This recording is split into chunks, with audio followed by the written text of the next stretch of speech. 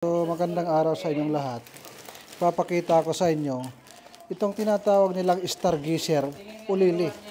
Sa Pilipinas kasi tinatawag stargazer na kasanayan. Ito yung lili, lily flower. So ito yung isang pack. So binawasan ito ng isang piraso kaya 9 pieces lang ito. So dinagdagan natin ng isa para 10. So ipapakita ko sa inyo ang paggawa nito. Kaya tayo naka-gloves, syempre kailangan may protection tayo sa ating mga kamay. Matapang kasi ang kanyang dagta nito. Putulin muna natin. Papasilip ko sa inyo paano natin ginagawa ang ating bouquet sa ating lili. Kadalasan nilalagay ito namin sa vase, yung mga nag-o-order nito. Mas maganda kung sa vase kasi mas mahaba ang buhay. Pero itong order na ito ay irarapping natin. Lahat ng ating gagawin, walang ibang halong bulaklak. Lahat ay lily flowers. So walang rosas, walang kahit na ano. So ito ay 10 piraso. Pag ako ang gumagawa, ito ay cascade design na lily. So kailangan natin i-separate yung mga buka. Kasi yan ang magpapaganda ng ating bouquet. Hindi naman maganda din kung lahat ay buka. Yung sobrang buka na, malapit na yung mamatay. So itong mga ganito lang, yung mga ganito, ito yung mga fresh na fresh talaga. Ito yung magandang bilhin kasi haba pa ang buhay nito. Since nandyan na kayo, nanonood kayo sa akin, ipapakita ko sa inyo ang simpleng paggawa at napakadali. At syempre, hindi mo kailangan palaging magtatali kung kayo ay gagawa. Ang gagawin nyo lang, lapag lang, relax nyo lang yung katawan nyo. So, ang pagiging isang florist kasi is parang kailangan meron kang creativity. Habang ikaw ay gumagawa, ay iniisip mo kung ano yung design na kakalalabasan. Katulad nito, itong puti at saka may puti dito, ibabalance ko yan. Lagay ko dito kasi lahat green, ito mayroong puti. Para balanse at maganda yung ating bouquet. So, igit na natin yung mayroong buka. Ayan. So, nasa harap yung mga may buka. Kasi maganda kasi at masarap yung may buka. Diba, Lords? Tama agad na si Master Alger. So, ngayon, nakita nyo naman, hindi tayo nag-tape, hindi tayo nagtali. So, ganyan lang. Relax nyo lang yung iyong mga kamay. At ngayon, puputulan natin sa tamang pagputol lang. Wag masyadong maikli kasi hindi natin alam kung saan ilalagay ng customer, kung ilalagay niya sa vase pagkatapos niyang matanggap. Kasi ito ay regalo. So ngayon, naputulan na natin, pantay na sila. Ngayon, magtitip lang tayo ng 1 piraso. Dalawa na para may pasobra. Ngayon, magra-wrapping tayo. Excuse me po. Kayo, video.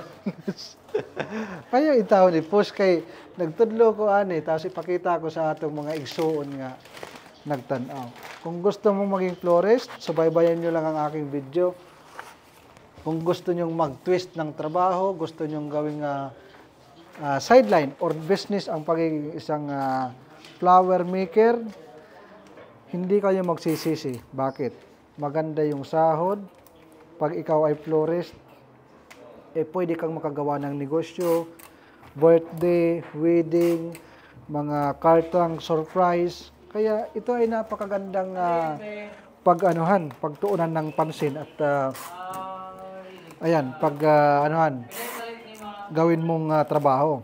Kaya sa Pilipinas, wala pang course na flower maker. Meron siguro sa TISDA. Pero kung ituturo sa TISDA, hindi naman talaga ganun ka-effective. Kasi ang mga gagamitin lang na bulaklak, dahil sa sobrang mahal din sa Pilipinas, katulad nitong ating lili, mahal ito sa Pilipinas. Papakita nyo lang sa inyo, kadalasang chrysanthemum. Kung mayroong mga rose, hindi mga imported na mga rose, ang iyong makikita doon.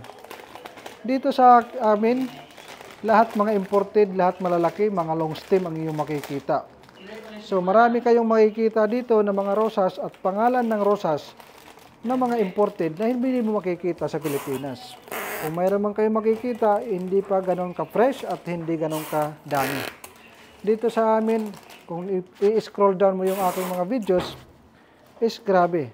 Ang lalaki at mga dambuhala yung mga buki namin ginagawa. So nakita nyo, naglagay ako dito sa ilalim, naglagay ako sa ibabaw. Para dito sa ibabaw maya, ito ay ilalim. Mamaya, mayroon tayong takip sa taas. Para hindi siya mag-empty dyan. At mayroon siyang design. So ang ginagawa ko, pinipiko ko lang dito sa gilid. Oh. Piniko ko ganyan. Tapos ilagay ko dito. Ganyan lang kasimple. Kung napapansin nyo, yung trabaho na ito para lang tayo naglalaro. Okay?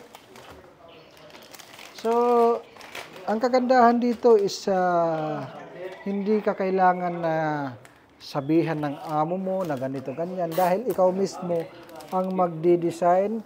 Kasi nga, itong trabaho na ito, kailangan mayroon kang arts, mayroon kang creativity. At kaya naman yan pag-aralan. Diba? Ito ang aking mga kasama, wala pa yung 1 year, mga 5 months pa lang pataas, na-promote na sila, mga ibang lahi.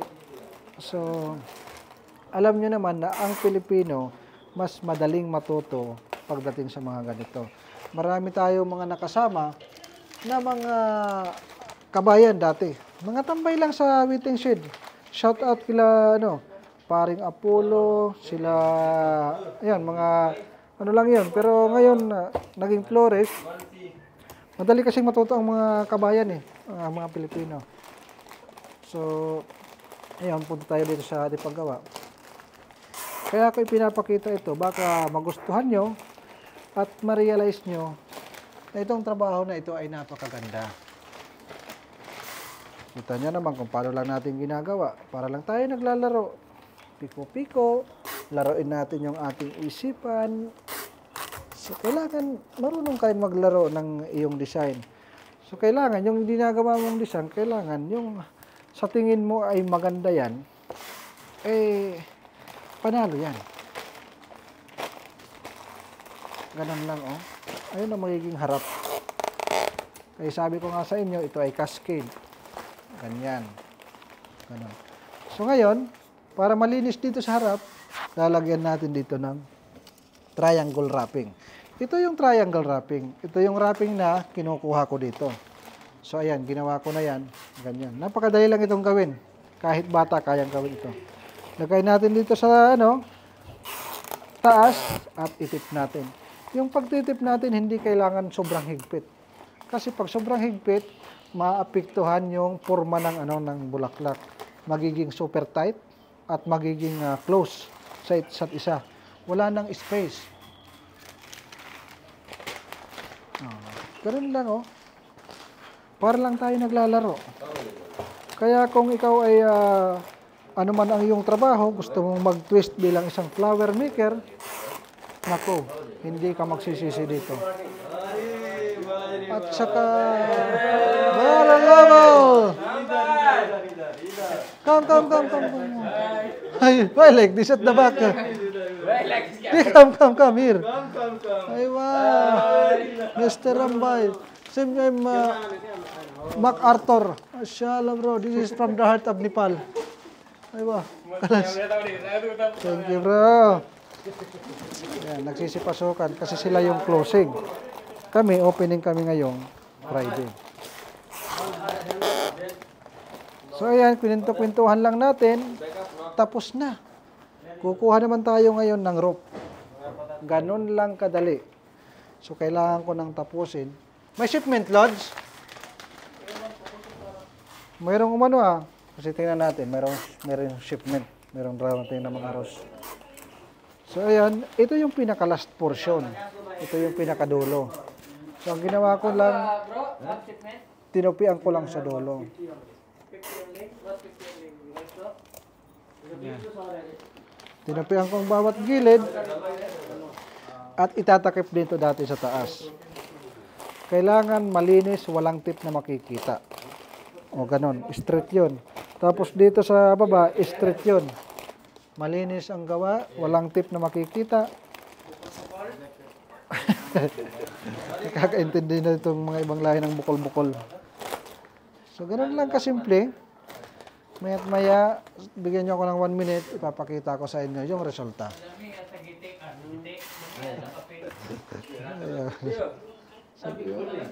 Ganun lang yung paggagawa ng rope ribbon.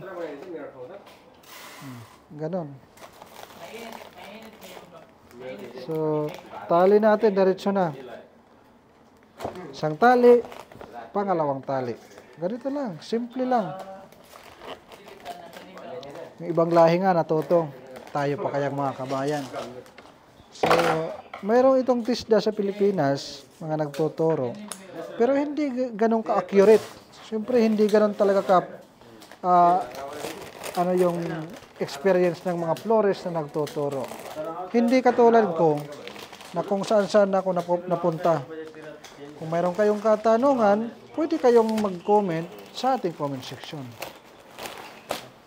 Ayan lang yung ating 10 lili.